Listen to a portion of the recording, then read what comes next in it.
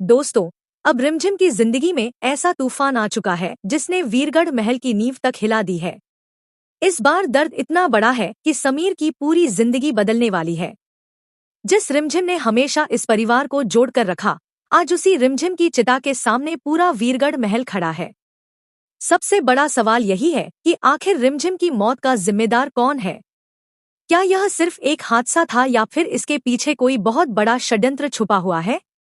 दोस्तों, समीर ने कभी सपने में भी नहीं सोचा था कि जिस लड़की को उसने अपनी जिंदगी बनाया, उसी लड़की की अर्थी के सामने उसे खड़ा होना पड़ेगा।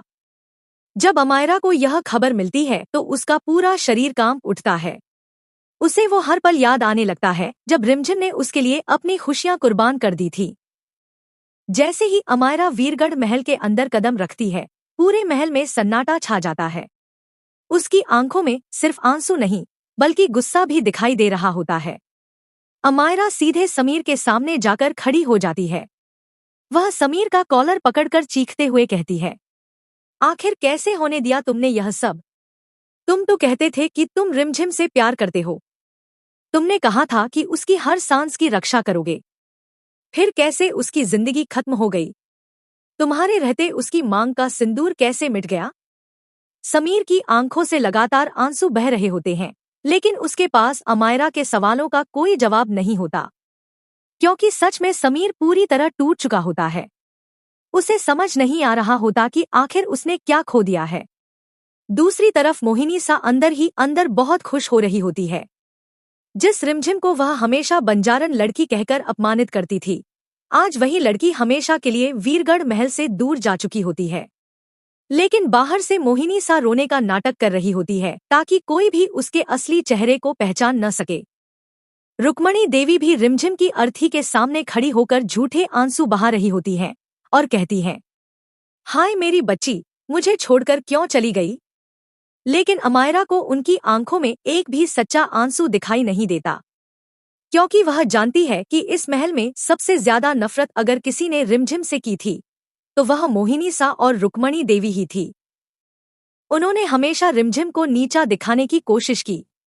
उसे हमेशा यह एहसास दिलाया कि वह इस घर की बहू बनने लायक नहीं है। समीर को अब धीरे धीरे वह हर पल याद आने लगता है जब रिमझिम अकेले में टूट जाती थी, लेकिन फिर भी मुस्कुराकर सब कुछ सह लेती थी। उसे याद आता है कि एक दिन रिमझिम ने उससे कहा था, समीर, अगर कभी मैं इस दुनिया में ना रहूं तो क्या तुम मुझे याद करोगे। उस समय समीर ने हंसते हुए कहा था, ऐसी बातें मत किया करो रिमझिम, तुम हमेशा मेरे साथ रहोगी। लेकिन आज वही बात समीर के दिल को चीर रही होती है, क्योंकि रिमझिम सच में उससे बहुत दूर जा चुकी होती है। अमायरा फैसला कर लेती है कि वह रिमझिम की मौत का सच सबके सामने लाकर रहेगी, चाहे इसके लिए उसे किसी से भी लड़ना पड़े। उसे पूरा विश्वास होता है कि रिमझिम ने खुद अपनी जान नहीं दी, बल्कि उसे इतना मजबूर किया गया कि उसने मौत को गले लगा लिया। उसी रात अमायरा रिमझिम के कमरे में जाती है और वहां जाकर फूट फूट कर रोने लगती है। कमरे में आज भी रिमझिम की खुशबू बसी हुई होती है। तभी उसकी नजर एक डायरी पर पड़ती है, जो रिमझिम की होती है। अमायरा कांपते हाथों से वह डायरी खोलती है और उसमें लिखी बातें पढ़कर उसके पैरों तले जमीन खिसक जाती है। उस डायरी में रिमझिम ने हर सच लिख रखा होता है। उसने लिखा होता है कि कैसे मोहिनी सा उसे रोज अपमानित करती थी, कैसे रुक्मणी देवी उसे ताने देती थी, और कैसे उसे हर दिन यह महसूस कराया जाता था कि वह इस घर की नौकरानी से ज्यादा कुछ नहीं है।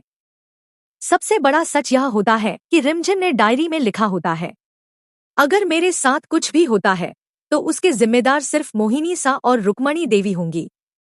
अब अमायरा की आंखों में आंसू नहीं, बल्कि बदले की आग जलने लगती है। वह तुरंत समीर के पास जाती है, लेकिन उस समय समीर पूरी तरह टूट चुका होता है। वह रिमझिम की तस्वीर को सीने से लगाकर लगातार रो रहा होता है और खुद को दोष दे रहा होता है। उसे